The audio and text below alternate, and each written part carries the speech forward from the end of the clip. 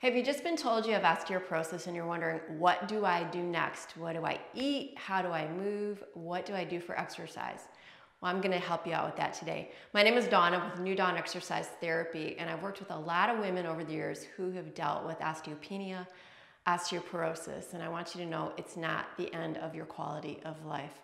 Just a little bit of a primer. Osteopenia means you're starting to lose some bone mass, perhaps in your thigh, your hip, your spine. And osteoporosis means you've lost a lot of bone mass and you're at risk for perhaps breaking a bone.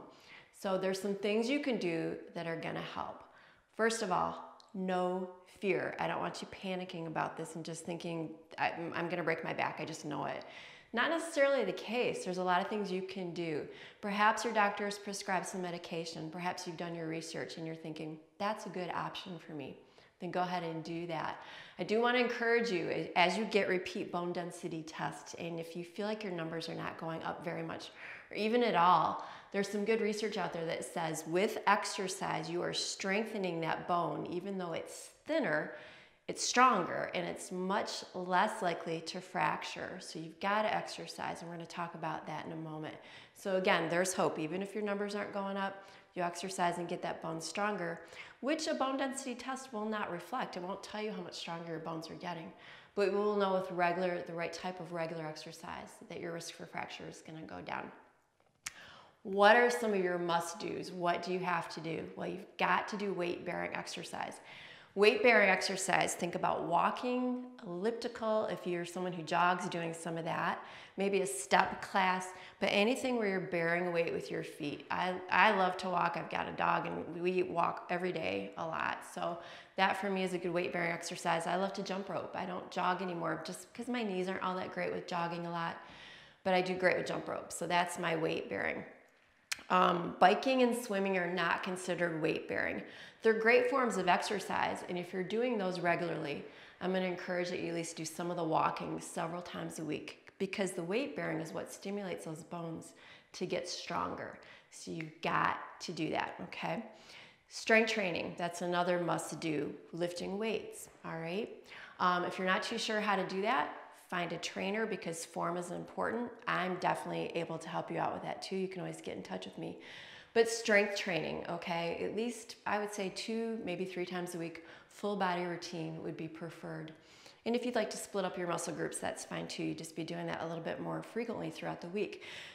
Heavier weights, okay? If your joints can handle weights heavier, like say we're doing a bicep curl, and my 5-pound weights are no longer challenging for me. If I hit 12 to 14 repetitions, and I'm like, oh, I could keep going on, it's time to bump that weight up to maybe an 8-pound. I won't do as many reps for a while, but I know that's an indication that my muscles and my joints can handle it. Some really good research says that you need to be getting challenged, as in fatigued, by rep number 12 to 14 for that to really get your bones stimulated, to get a little more mass on and to stay solid and to keep that density where you want it to be. Balance work, that's another biggie. You've got to get your balance better. You do not want to fall. This is the time in your life where falls could be bad, really bad. I just had a client who took a fall and broke his hip. And you know what? That's going to be a really long rehab. We don't want that.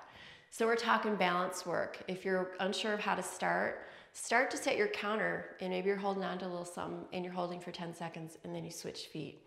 And we want to build up to where time you hold longer, maybe 20 seconds, and not having to hold on. When I work with clients, almost always we're throwing balance work into their strength training. So perhaps they're standing on a half foam roller and they're having to do their bicep curls like that. So we're just incorporating balance work whenever we can. We do not want you to fall. Again, don't be afraid of falling, but do things where you can help prevent those falls. Posture, let's talk about that.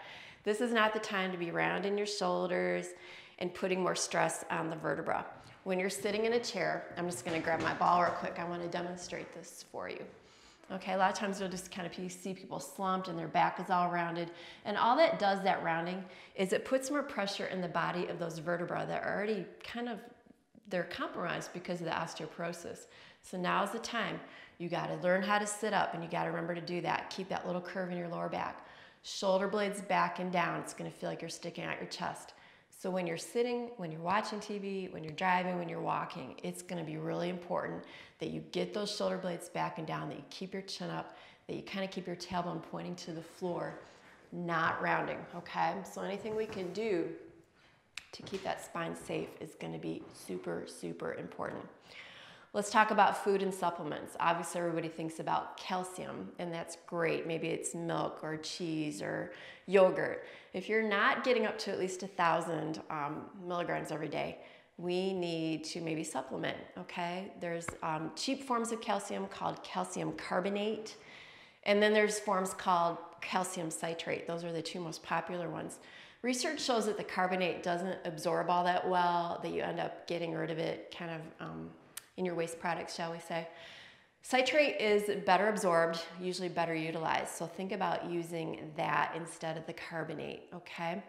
Again, food is good, but we might have to start supplementing. And your doctor will tell you if you should be upping that, how much calcium you should be getting each day. Magnesium, gotta be taking that. It's gonna help your bones utilize the calcium. I love magnesium also in the evening for restless legs because I get those twitchy calves and those twitchy legs. And for me, if I take calcium right before bedtime, that eliminates that. So there's a kind of a double bonus there with the magnesium. Vitamin K2. This is one a lot of people have not heard of. I know I've got a multivitamin now that I've found that has enough vitamin K2. The reason you want that is there's a lot of really solid research that says without that, calcium can tend to go into not the bones, but the arteries. So if you've got some plaque forming in those arteries, think about heart disease, the calcium can kind of get in there and make that plaque more sticky, can kind of grow it, make you more prone to heart disease, which is not what we want. So enough vitamin K2 is going to help usher that calcium into your bones. So think about that. And then finally, vitamin D. There's been a lot of research and literature over the last few years about the benefits of vitamin D. Vitamin D is very important for brain health, for mood, just for your immune system. There's been a lot of research about that. But with the right amount of vitamin D, that calcium is going to go into the bones much more effectively. Now that being said, there's two different forms of vitamin D. There's vitamin D2 and D3. And D3 is ideal, okay? Research has shown that that is better absorbed and utilized.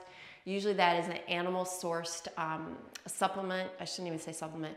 You're gonna find vitamin D3 in animal foods like egg yolks, fish, okay?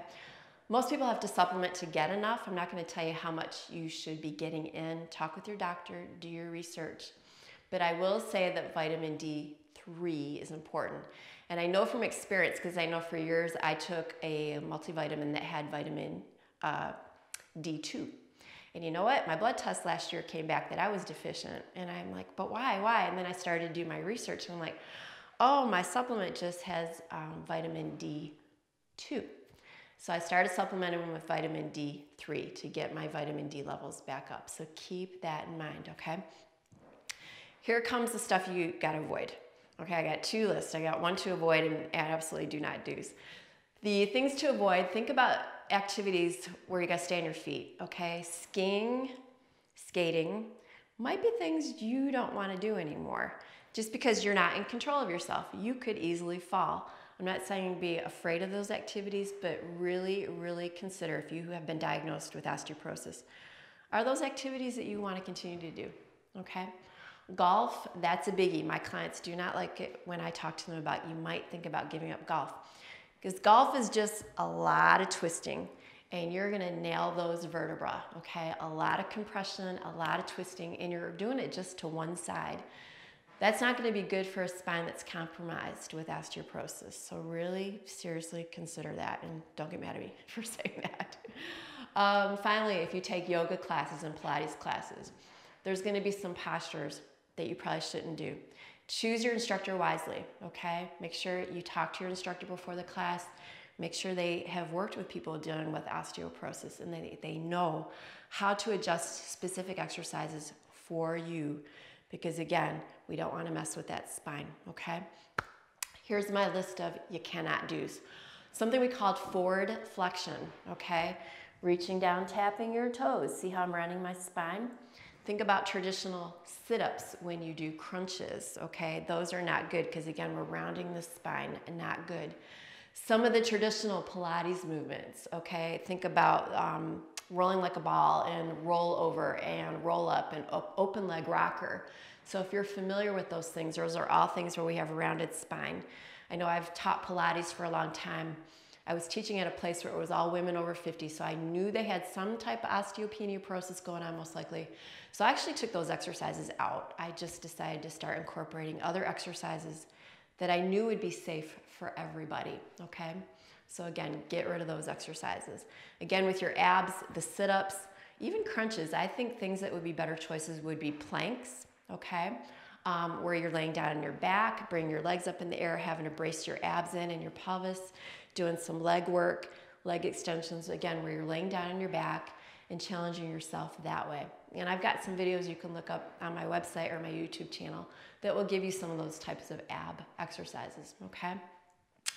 Poor exercise form, that will get you in trouble as well. So do not do stinky form with your exercise. Get a trainer. Maybe you're not going to need your trainer forever, but maybe 1 or 2 sessions to help you really learn your form. And again, that's something I can definitely help you out with. And finally, we talked about it already. How do you sit? Okay, this rounded spine stuff has got to go. All right, not only is your spine going to work better, you're going to look better, your muscles are going to feel better. You're actually probably going to be a little taller when you sit up taller and you stand up taller. All right, so those are my things to recommend to you if you're dealing with osteoporosis. Again, do not be afraid. This is not a death sentence. You can be proactive and you can fight back and you can have quality of life.